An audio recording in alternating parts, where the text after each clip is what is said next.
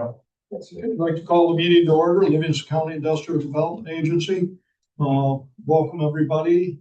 We've got a little different agenda for that. We got a quorum, let's put it that way. We do. Any communications? Nope, I don't have any. The minutes have been pre-distributed. Twice. Sorry about that. Any corrections or additions? Hearing none, entertain a motion to approve. Move to vote. Second, all in favor? Aye. Review the financial statements. The financials are in front of you. There's a, in my packet, I guess I have the balance sheet first. Bank account is solid. There's a couple of things. In January, when the balance sheet can look a little goofy sometimes. What we have to do is we end the year on 12/31 and we provide a trial balance to the auditors.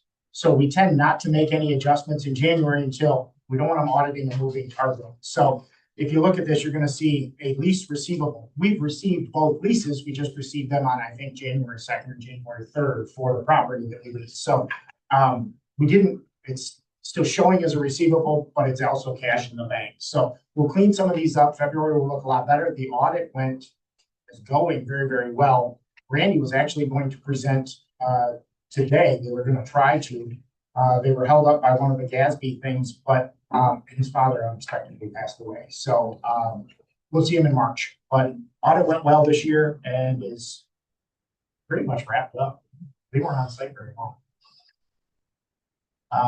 Other than that, the balance sheet is pretty clean. The financial statement, you can see, is just a little bit of project income. That's New York Dansville 1. We had some front-loaded expenses with some subscriptions that we pay and memberships that are due in January, and then a utility bill, which is the bulk of the loss there. But got some closings coming up and wouldn't expect that loss to be there for very long.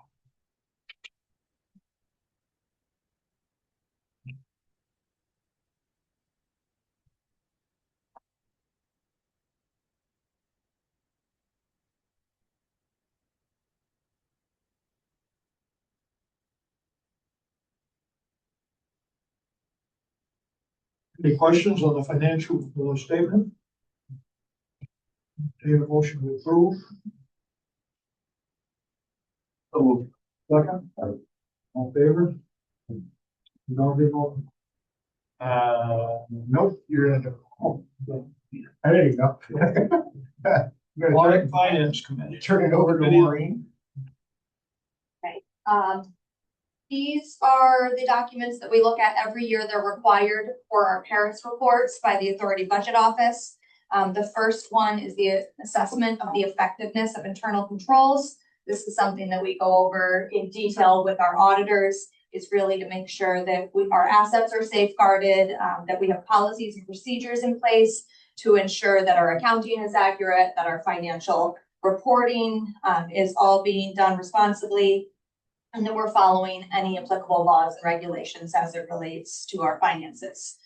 So the second half of the sheet here, where it says successful system of internal controls, these are just some internal policies that we have in place that we follow that require the board to review and approve annually. So all invoices have to be reviewed by either the director or the deputy director. All checks over $1,000 require 2 signatures. Bill and I are the authorized signers on the accounts. Director reviews all bank statements. It says opens all bank statements. They're no longer come on paper, they're digital, but Bill reviews and signs off on all bank statements. Deposit slips have all appropriate backup attached. Everything is recorded in QuickBooks. We use separate logins to get into QuickBooks so that it's tracking who is doing what. Any third parties that are in there have a separate login as well. Monthly financial reports are tracked in QuickBooks and presented at the board meetings, and the full audit is conducted. Questions on that one? Okay. We need to approve these separately or all in one? Separately, probably is best way. Okay. I guess. So, okay. Need to approve one now. Need an approval from the Audit and Finance Committee. Second, I'll second. favor? Okay. The next one is the operations and accomplishments report. So what this report does is we take a look back at the goals that we set for ourselves last year. And then we look at our accomplishments to see how we measured against those goals. So first is just restating what those 2025 performance metrics were. Looking at LCDC, hold on a second. There we go. So for the IDA, looking at business attraction, retention, and expansion activity, one of the main focuses intended for 2025 was to continue marketing the correctional facility for adaptive reuse, staying ahead of evolving market conditions, specifically in some of our target industries, agribusiness, energy and energy storage, small business, and food and beverage manufacturing, developing and marketing additional property, and responding to site selection requests, which mainly come to us through Greater Rochester Enterprise. Accomplishments for the year, we had activity on 5 IDA projects.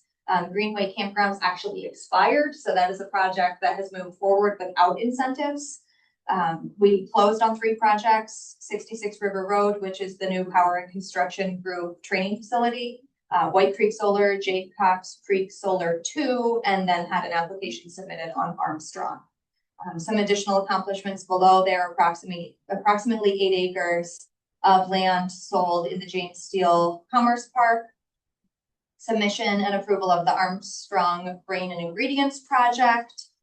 We had an award of about $4.5 million through the Passenger and Freight Rail Assistance Program.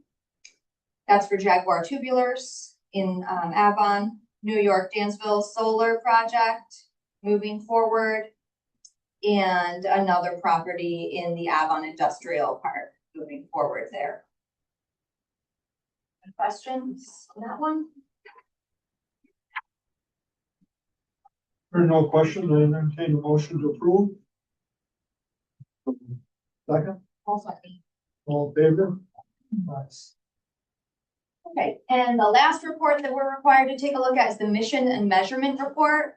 So what we're doing on this one is setting our new goals for 2026, which are going to look familiar, pretty similar to the goals that we set in 25. But again, still marketing the correctional facility, responding to those site selection requests with a focus on our targeted industries, and continuing to develop and market additional property. Then the governance certification portion of this that we're required to go through, I'll just read through these and we've got the responses. Have the board members acknowledged that they have read and understood the mission of the public authority? Yes. Okay. You guys read the response. Sorry, I guess I wasn't very clear on that. We did give you a prompt here. Who has the power to appoint the management of the public authority? Board of Supervisors. Okay. If the board appoints management, you have a policy you follow when appointing the management of the public authority. The board of directors does not appoint management. Briefly describe the role of the board and the role of management in the implementation of the mission. Board of directors is charged with general oversight of the agency, strategic input, guidance, policy evaluation. Management's role is to work with the board on implementation of the programs and initiatives in these areas.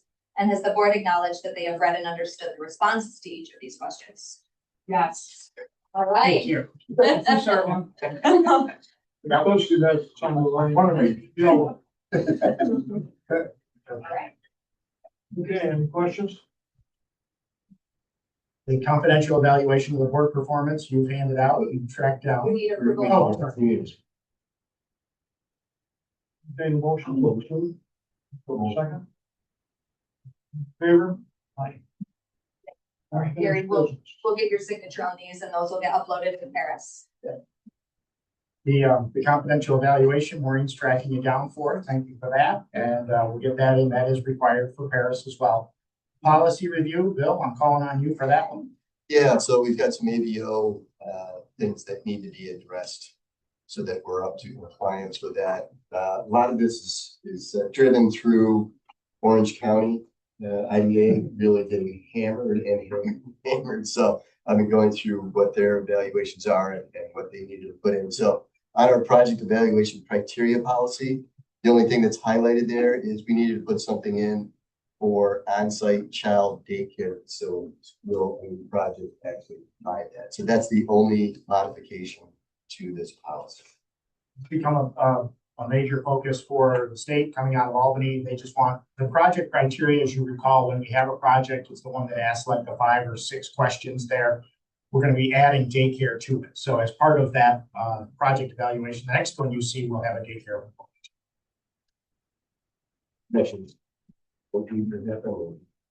I think they should vote on the amended or adding this to our project evaluation. I'll make a motion. All in favor? Sure. Next one is the recapture policy. Our original one starts on the backside of that sheet and continues on. I just printed off the portions that were going to be modified, but section 2 now has a portion in there to be able to recapture sales and use tax. I just basically borrowed this verbiage from another place that is approved and going forward, but this basically puts into place for the recapture policy of how to get back sales tax exemptions if they do that. So our closing documents always addressed sales and use tax recapture. Seems that the policy never called out sales and use tax per se. It called out mortgage recording tax and it called out pilot benefits on a burn-off basis. But this is specific addition of that to the policy. So it's a little bit belt and suspenders maybe because the closing docs addressed it, but now policy will. Exactly.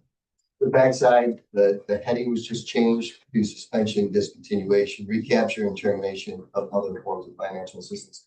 That's kind of the bucket that everything else falls into for recapture policy.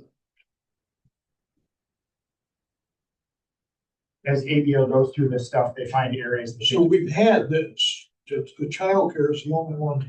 Childcare is on the project criteria. Yeah, but this one here, this recapture, we've had the. We have that. We're just adding in the sales and use tax.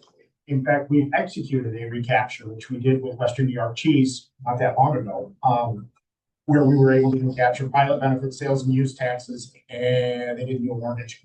But we were able to do that because it was in the closing package. This puts it in the policy now.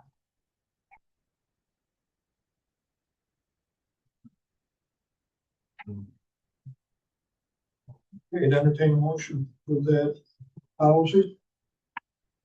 Second. All in favor? Aye. Next one is real property acquisition policy. This is a new one to add in. We've always had a disposition policy, and now ABO wants to have an acquisition policy. So I have worked with Bill on this one to draft for our policy. This is the complete policy here. I know that this was not distributed beforehand, but that sure needs to be reviewed for a month and then voted on the next one. How that goes.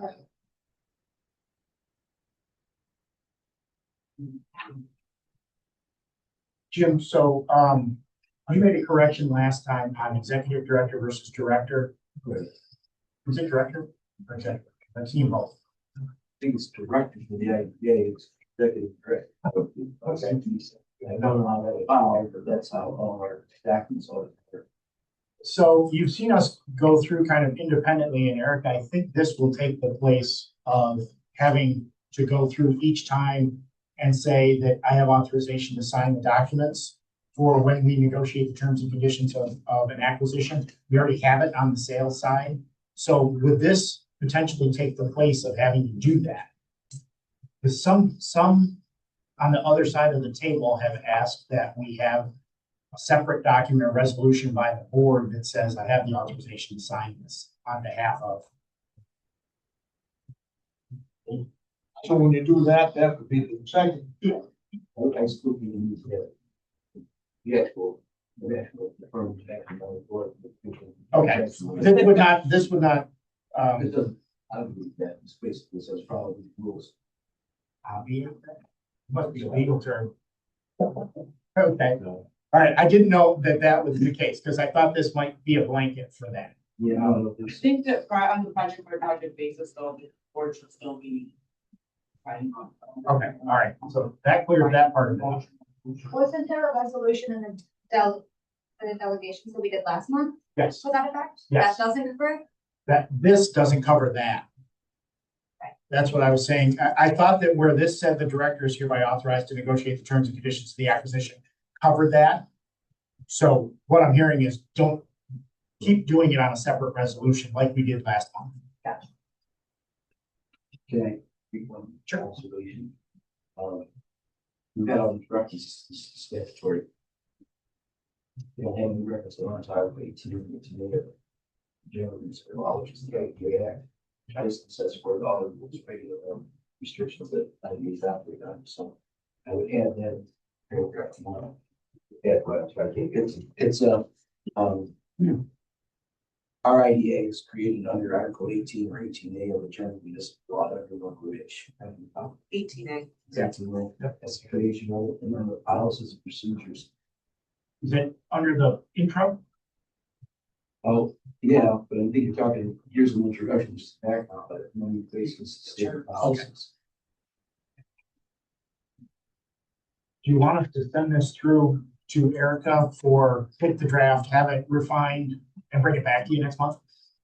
That's probably best, because I don't think it'll before the board in advance of the meeting. Perfect. Make sure they're going to review. Then let's do that. We'll hold off on any approval on this one and we'll bring it back to you after you review and make sure that it's all dotted and crossed. Very good. I'll send that over to the. Thank you.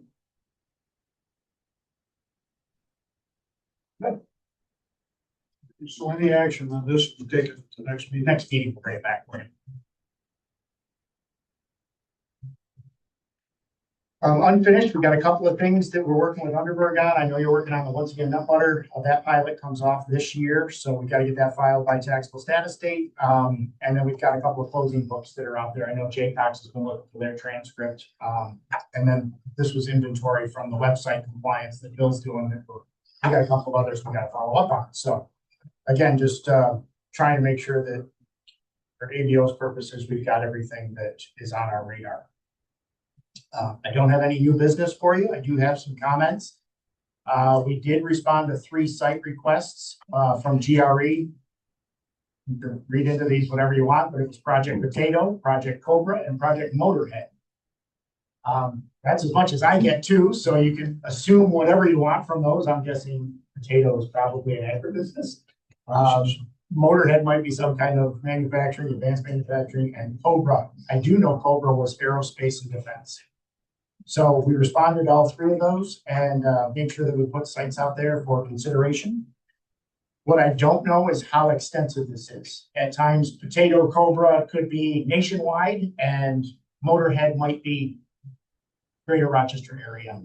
We don't always get that information, but we do try and get in the consideration for the mix with whatever they'll tell you some basic information. We want 20,000 square feet. We need a 20-foot ceiling. We need this, we need that. Some of them are this much, some of them are this much. But we do the best we can with responses. The public hearing for New York Danceville 1 is scheduled for later in February. The closing was delayed on the property by the company. So we're going to hold that a little bit later this month, hopefully. I'll let you all know when that date is set. I'll be away Monday through Wednesday of this upcoming week in Albany at the New York State Economic Development Council meetings. This is our annual meeting in Albany. Horseshoe Solar is starting to move. They are working with Hodson Russ, I think, on their side, Brandon Cottrell. We're kicking around a couple of documents locally with town and the town's attorney just to make sure everything is kind of dotted and T'd. But eventually those will all be going to Erica, and I'm sure she's looking very forward to working through those documents. Is that working only with Caledonia? Is Rush involved in it? Rush has a very little involvement with it. That's part of the problem, Jerry. When we had it initially, we looked at it, it was 172 megawatts in Livingston County and 8 in Rush. We think that they've put a little bit more to Livingston and less to Rush. So we're trying to get the mix correct and make sure that we understand all the numbers. Plus to see if any parcels have changed. It's been a while since they've given us all that information. Jaguar, you did see on the accomplishments report, we did pick up a $4.5, almost $4.6 million rail infrastructure grant through the PFRAMP program. We're hoping that helps give a bit of a kick to the project. It's already approved locally, the site plan. They've already acquired the property. They're just kind of trying to figure out what's the next step. We were on a call with the contractor last week. Taylor the Builders is the GC. They didn't give us a whole lot of information, but we're gonna start to have some weekly calls with that to see if we can get it moving and what the hurdles are. Last one, an incentive package was submitted this week, an extensive incentive package was submitted this week for a confidential project that we've been working on.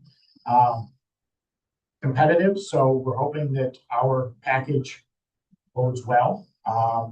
92 jobs, about $100.5 million in investment. We should hear in another month or so as to whether, I think a month will give us a yay or nay on this thing. There might be some follow-up questions in between now and then, but I'm hoping to hear very quickly whether it's going to happen here or in another location for competing against County Tools. So, working on that. That has been a heavy lift. I do have to give a shout out to GRE. They have been a huge help. Herding cats sometimes. It's got New York Power Authority involved. It's got National Grid involved. It's got RG&E involved. It's got us involved, Empire State Development, and just a lot of folks to the table. So GRE has been a big help, kind of making sure that that's all been coordinated. Will the project be open as like New York State or somewhere else? Outside.